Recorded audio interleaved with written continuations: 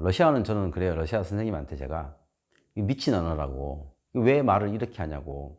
해외 생활을 오래 하다 보니까 다양한 사람들을 만나게 돼요. 여기 우즈베키스탄 같은 경우에는 러시아어를 쓰는 사람, 영어를 쓰는 사람, 중국어를 쓰는 사람, 그리고 물론 한국 사람도 있을 거고요. 가끔 가다가 이탈리아 사람도 있기도 하고, 일본 사람은 드물긴 하지만 비행기를 타다 보면 한두 번씩 옆자리에 앉기도 해요.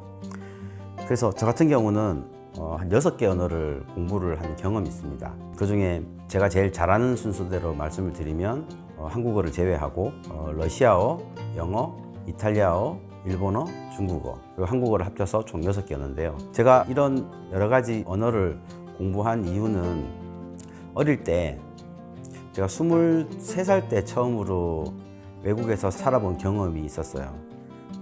이탈리아 밀라노에서 1996년도에 1년 좀 안 되는 시간을 거기서 산 적이 있었는데, 새로운 어떤 문화와 또 사람들을 알아가는 그 재미들에 빠져서 그 이후로 언어 공부에 되게 많은 시간을 투자를 했어요. 제일 먼저 이제 이태리어를 밀라노에서 입시를 준비하면서 진짜 열심히 공부했었던 적이 있었고요. 그리고 난 다음에 회사 생활을 하면서 2004년쯤 됐을 것 같아요. 당시에 이제 미국의 설계사무소하고 협업을 할 일이 있었는데, 협업을 하게 되면 당연히 이제 언어가 이슈가 되겠죠. 하지만 당시만 해도 실무 경험이 많으면서도 영어가 아주 플루언틀리 하게 되는 사람이 없었어요. 저희 회사에. 구하기도 힘들었고. 그래서 제가 그 협력 업체를 관리하는 역할로 가서 한 달 반 정도 있었던 적이 있었죠. 그때 영어의 중요성을 다시 한번 느끼고 갔다 온 다음에 바로 YBM 프리미어 거기를 새벽반을 끊어서 한 3년간을 쉬지 않고 다녔던 적이 있어요. 그렇게 영어를 공부를 했었고, 그리고 저는 그 당시에 거의 술을 먹질 않고 야근은 많이 했었지만 새벽에 일찍 일어나서 학원을 가니까 학원이 월수금이었거든요. 아침 일찍 학원에 가서 1시간 반 수업을 듣고 회사를 가고 이렇게 했었는데, 그러다 보니까 화요일, 목요일이 비더라고요. 아침에 일찍 일어나는데 그 시간을 회사에 가서 앉아있기는 좀 지루하고, 그래서 그 YBM 프리미엄 학원 옆에 있던 그 일본어 학원을 끊었어요. 그냥 특별하게 일본어를 배워야겠다 이런 생각이 있었던 건 아닌데, 물론 이제 그 당시에 영등포 타임스스퀘어 설계를 하면서 저희가 머천다이징 플래닝을 일본의 지오 아카마츠라는 회사가 맡고 있었고, 우리가 이제 그거를 같이 이제 하고 있었죠. 그래서 종종 일본 사람들을 만날 기회도 있고 그런 여러 가지 이유가 있어서 화요일, 목요일은 일본어 반을 아침에 100분씩 하는 걸 들었어요. 그렇게 한 1년 반 정도 공부를 하면서 이제 수업을 빠지는 경우는 없었고, 해외 출장 가는 일 외에는 술을 마시지 않으니까 거의 수업을 안 빠지고 듣다 보니까 자연스럽게 실력도 늘고 그렇게 됐었어요. 일본어도. 그래서 한 3급 정도, 3급 시험을 준비를 했었죠. 그리고 일본어를 한 1년 반 정도 하고 나니까 약간 한계점에 부닥치더라고요. 그러니까 문법이라든가 단어라든가 이런 거는 이제 많이 알겠는데 이게 말할 수 있는 기회가 없으니까 그 학원에서 한 아침에 공부를 계속 이어나가야 할까, 그렇게 도움이 될까라는 고민을 하다가 마침 그때 이제 제가 중국에 출장을 한번 다녀온 적이 있습니다. 상해랑 북경에. 저한테는 첫 중국 방문이었는데요. 그 2006년쯤 됐을 거예요, 아마 올림픽이 막 끝났을 때였나 그랬을 거예요, 아마. 그래서 상당히 저한테는 인상이 강했어요. 중국의 그런 빠른 성장이나 이런 부분들이. 그래서 그 출장을 다녀와서 1년 반 다닌 그 일본어 학원은 그만두고 서울시청 앞에 있는 이열산 학원을 등록을 했죠. 물론 이제 영어는 계속 하고 있었고, 그 당시에 영어는 프리미엄 학원 외에 아이리시 친구 하나를 구해서 그 친구한테 개인 과외도 별도로 받고 있었어요. 그렇게 계속 공부를 하다가 2007년쯤에 그 오일 달러가 급격하게 상승한 적이 있어요. 한 20몇 불 하다가 100불로. 그래서 주변 사람들이 자꾸 카자흐스탄을 자꾸 가더라고요. 그거 뭐 했냐 했더니 카자흐스탄 다녀왔다. 그거 왜 갔냐 했더니 거기에 요즘 개발 붐이 일어나서 한국 건설회사들도 많이 가고 이런다더라. 그래서 그래서 그런 이야기를 듣다 보니까 러시아어에 또 관심이 생기더라고요. 마침 그때 저희 교수님을 만날 일이 한번 있었습니다. 저녁을 먹고 근처에 있는 팬시한 바에 갔었어요. 그 바에서 그 러시아 친구들이 서빙을 해주더라고요. 그 저희 교수님이 러시아어를 곧잘 하시거든요. 그래서 러시아어로 대화를 하는데 그걸 제가 옆에서 보고 가만히 있으니까 신기하더라고요, 그게. 그래서 그런저런 일들이 계기가 돼서 좀 알아봤더니 신설동에 에듀랑이라고 러시아어 학원이 하나 있더라고요. 마침 저희 회사와도 가까웠고, 그래서 제가 영어를 계속 해야 되기도 하고 중국어도 뭐 아직 한참 더 해야 되는데 러시아어는 중국어가 끝나고 할까 이렇게 고민을 하다가 알아봤더니 토요일 날 4시간짜리 수업이 있더라고요. 아침에 10시부터 오후 2시까지. 그래서 거기를 또 다녔어요. 그래서 동시에 3개의 언어를 배우고 있었던 거죠. 근데 언어를 공부를 했던 이유가 어떤 시험의 목적이나 뭐 그런 것들이 아니었기 때문에 어느 하나에 집중할 이유가 없었어요. 그냥 제 시간이 나는 대로 러시아어도 공부하고 중국어도 공부하고 영어도 공부하고 그냥 제 시간을 그런 데 쓴 거죠. 왜냐하면 언어를 하나 공부를 하게 되면 그 나라의 문화에 대한 얘기들을 되게 많이 읽게 돼요. 교재에서도 읽게 되고 어떤 대화 속에서도 그런 게 나오게 되고. 그래서 예를 들면 러시아 공부하면 유리 가가린 최초의 우주인, MGU 모스크바에 있는 최고의 대학교 그런 것들에 대한 얘기, 푸시킨, 레르몬토프 이런 사람들에 대한 문학가라든가 그 나라의 역사 이런 것들 얘기를 하다 보니까 그런 것들이 너무 재밌어서 언어도 배울 겸 그리고 이제 다른 나라의 문화나 그런 거에 대해서 관심을 가지게 됐죠. 그렇게 러시아어를 1년 반 정도 공부를 하고 우연찮게 우즈베키스탄으로 넘어오게 됐어요. 일과 연계돼서. 그 우즈벡에 와서 제가 7년을 살았는데 한 6년 반 정도를 한 달에 15시간 빠지지 않고 수업을 받았어요. 그것도 개인 레슨을 숙제를 해가면서 아무리 일이 바빠도 그 수업은 빠지지 않고 빠지면 그 다음날 2시간 타임을 다 소화를 해내고 이런 식으로 그렇게 거의 한 6년을 공부를 하다 보니까 사실은 러시아어가 저한테는 제일 편한 언어가 돼버렸죠. 그리고 여전히 이제 영어는 저한테는 핸디캡이었어요. 그 이후에도 러시아어를 한다 하더라도 미팅 자리에 갔을 때 그 중에 한 명이 영어만 될 경우에는 또 영어로 업무 협의를 하는 경우도 있거든요. 근데 제가 그 당시에 그 YBM 프리미엄에서 한 3년 공부한 거 가지고서 여기 와서 계속 공부를 안 하다 보니까 또 영어가 또 실력이 다시 떨어지게 되고 2016년도에 이런저런 이유로 영국에 유학을 결정을 하고 막상 이제 가려니까 영어 시험을 봐야죠. IELTS라고 한 7년 영어 공부를 안 한 상태에서 다시 이제 영어 공부를 하려고 하니까 이게 너무 기본적인 단어들도 생각이 안 나고 그래서 2016년도 가을부터 한 6개월 정도 런던에 있는 어학 코스를 다녔습니다.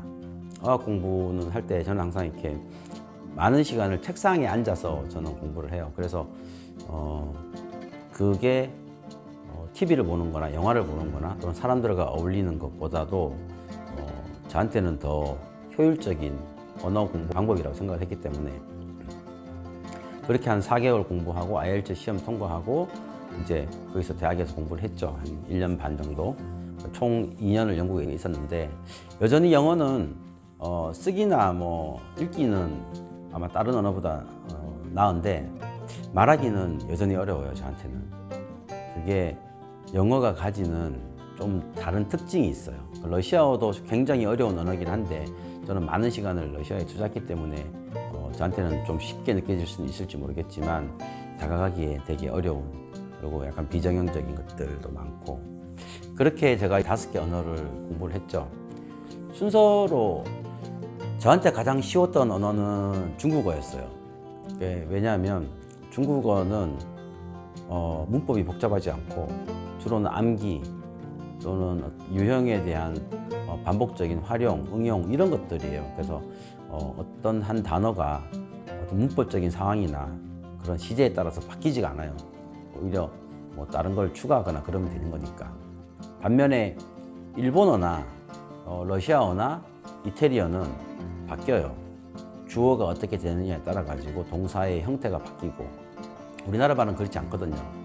그래서 그 중에서도 저한테는 이탈리아어를 저는 사실은 짧은 시간이었지만 굉장히 많은 시간을 투자해서 공부를 했기 때문에 어떻게 보면 저한테 좀 쉬운, 배우기 쉬운 언어였던 것 같아요. 이태리어는.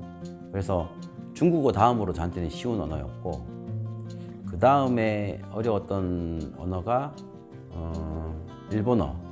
일본어는 초기에는 배우기가 굉장히 편한데 어느 단계가 넘어가고 나니까 이게 어렵더라고요. 특히 이제 뭐 어휘 부분도 점점 어려워지고, 그리고 문법도 생각보다는 좀 단순하지가 않아요. 그러니까 우리나라 말과 비슷하다고는 하지만 변화가 좀 있어요. 일본어 같은 경우는. 그래서 그런 변화들이 생활 속에서 몸에 익지 않으면 이렇게 책으로 배운 거 가지고서는 써먹기가 힘들더라고요.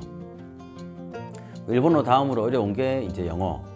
영어 투자한 시간에 비하면은 러시아어를 그 정도 하는 거는 사실은 훨씬 더 잘해야죠. 여기 살면서 있었으니까. 근데 영어 같은 경우에 저는 영국에서 이제 영어를 하니까 영국 사람들 발음이 좀 알아듣기가 쉽고, 그리고 그 사람들이 쓰는 어떤 그런 관용구들도 뭐 그래서 공부를 하니까 뭐 어느 정도 시간이 지나면 이해가 되는데, 어느 날 이렇게 미국 애들을 만나서 얘기를 하면 또 이해가 안 돼요.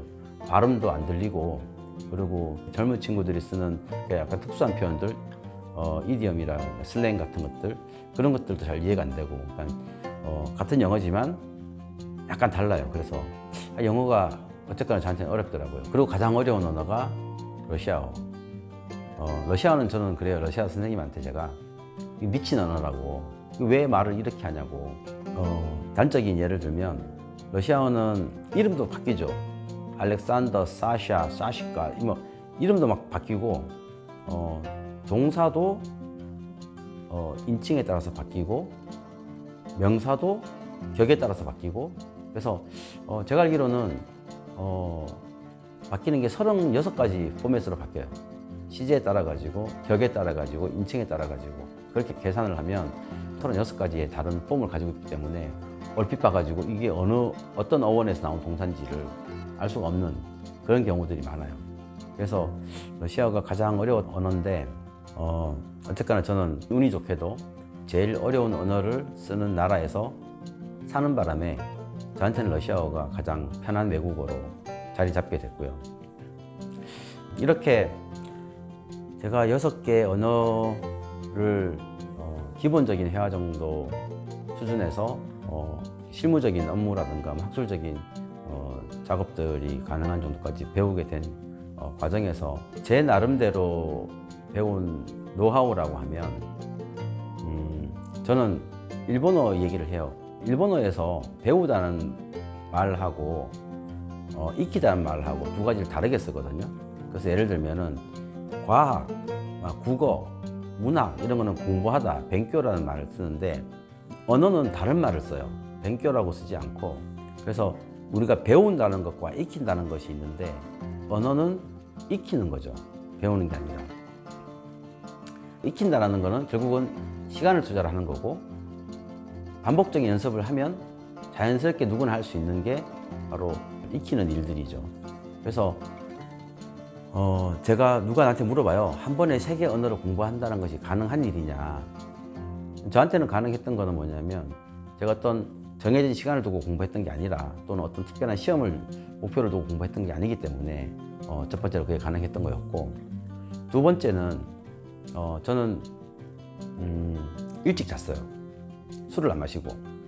언어 3개를 공부할 때는 일단 수업에 빠지면 안 되기 때문에 가능하면 11시쯤에는 자려고 노력을 했고, 그래야 한 5시에 일어나서 수업을 안 빠지고 할 수 있으니까요. 11시에 자려면 보통 10시 전에는 집에 들어와야 되고, 그리고 술도 마시면 안 되고, 뭐 나름대로는 그런 원칙을 정해봤죠. 처음에는 제가 그랬어요. 한국에서 언어를 배운다는 거는 일찍 일어나는 거다. 일찍 일어나면 언어를 배울 수 있다. 이렇게 생각했었는데, 나중에 결론은 뭐였냐면, 한국에서 언어를 배우려면 일찍 자야 된다. 그래서 일찍 자고 일찍 일어나서 온전하게 나의 시간을 가질 수 있는 그 새벽 시간들을 제가 원하는 일을 하는데 투자를 했기 때문에 제가 그렇게 여러 가지 언어를 공부를 할 수 있었던 것 같아요. 시간이 되면 물론 이제 지금은 기억이 가물가물하죠. 이탈리아어 같은 경우는 96년도, 97년도 그 당시에 배웠으니까 벌써 20년이 넘었죠. 얼마 전에 이탈리아에 갔다 왔는데 뭐 그래도 기본적인 대화를 하고 뭐 생활을 하는 데는 크게 문제는 없어요. 근데 어쨌거나 이태리어, 중국어, 일본어 각각의 언어들을 제가 공부를 하면서 공부할 때 어떤 부분을 집중해야 되고 관심 있게 봐야 되고 또는 거기에 따르는 제 나름대로 취득한 또 구체적인 방법들 그런 부분도 한번 공유해 보면 어떨까 생각합니다. 여러분들도 점점 더 외국어를 접할 기회가 많아지고 다양한 국가의 다양한 언어를 이용하는 사람들을 만날 기회가 점점 더 많아지는 세상이니까 한 번쯤은 영어뿐만이 아니라 다른 제2 외국어에 대해서도 관심을 가지고 조금씩 준비를 한다면 한 10년, 한 15년 후쯤 되면 한 두세 개 언어권에 있는 친구들을 편하게 친구로 만들 수 있는 그런 정도의 언어 구사력은 그렇게 어렵지 않게 확보할 수 있을 거라고 생각합니다. 다시 한번 정리를 하면 특별하게 시험을 목표로 하지 않는다면 그냥 취미생활로 하는 것이 언어를 잘할 수 있는 그런 방법이라고 생각합니다. 다음에 또 뵙겠습니다.